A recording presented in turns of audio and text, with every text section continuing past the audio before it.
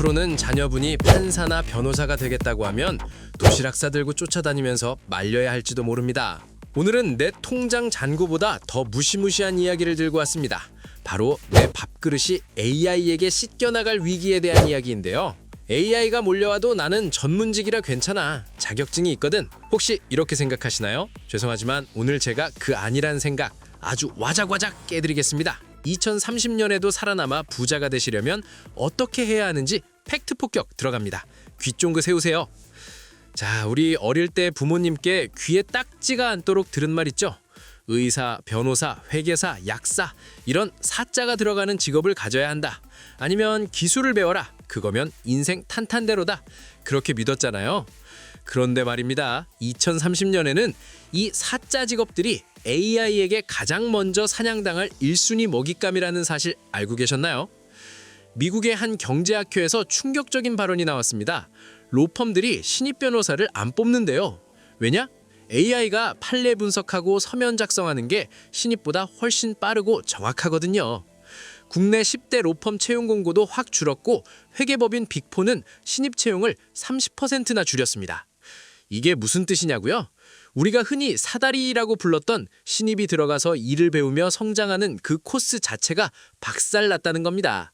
기업 입장에서는 말귀 못 알아듣는 신입 뽑아서 가르치느니 그냥 월 몇만 원 내고 성능 좋은 AI 돌리는 게 훨씬 이득이거든요.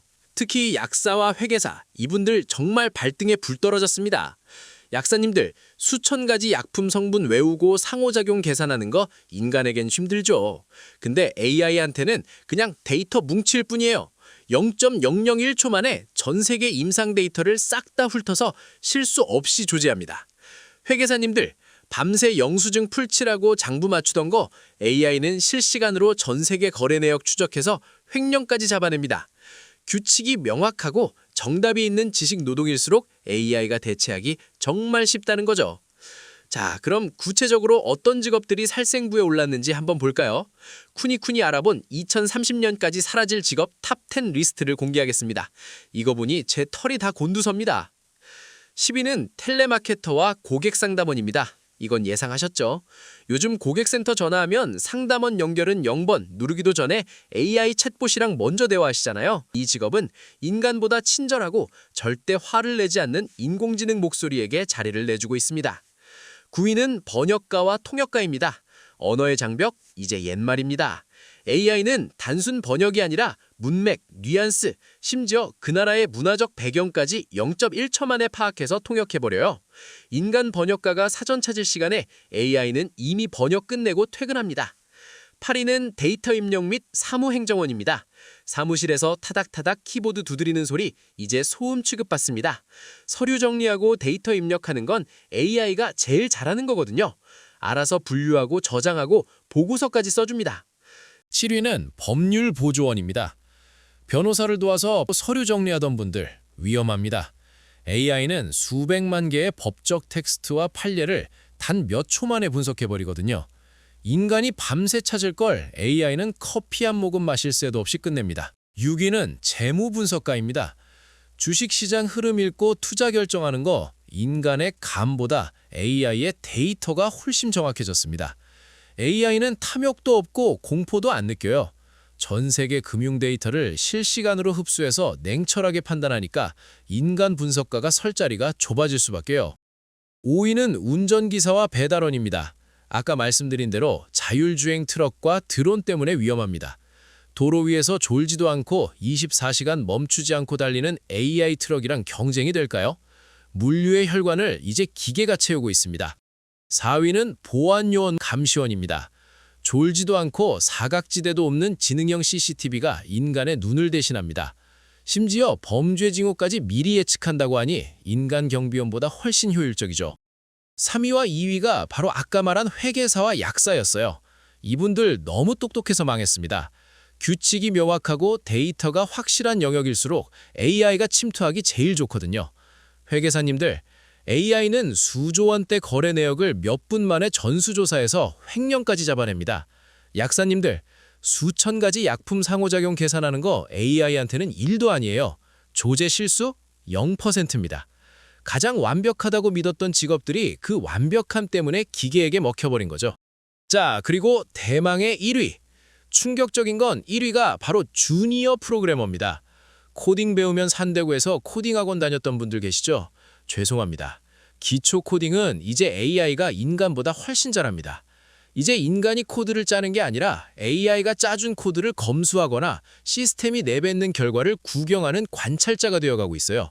단순 코딩 능력만 가진 초급 개발자는 설 자리가 완전히 사라졌습니다. 어떻습니까? 법률보조원이나 재무분석가처럼 데이터를 다루는 직업들도 AI의 밥이 되고 있습니다. 결국 지식만 머리에 꽉 채운 뇌생 남녀들의 시대는 끝났다는 겁니다. AI는 지식을 공부하는 게 아니라 그냥 복사 붙여넣기 해버리니까요. 그러니 우리 라쿤일보 구독자님들은 지식만 파지 말고 기계가 흉내낼 수 없는 인간만의 무기를 갈고 닦으셔야 합니다. 아이고 쿠니쿤, 그럼 우린 다 굶어 죽으라는 거냐? 어떻게 해야 되냐? 와와 진정하세요. 솜사탕은 물에 씻겨 사라져도 도토리는 남는 법. 뒤에 나올 내용들을 보시면 AI가 넘볼 수 없는 인간만의 영역이 분명히 있습니다. 지금부터 그 생존 치트키 3가지를 알려드릴게요. AI가 판례는 1초 만에 찾아주지만 그 재판 결과에 대해 감옥을 가거나 사회적 비난을 책임지진 않죠. 판사님, AI가 시켰는데요. 이거 안 통합니다.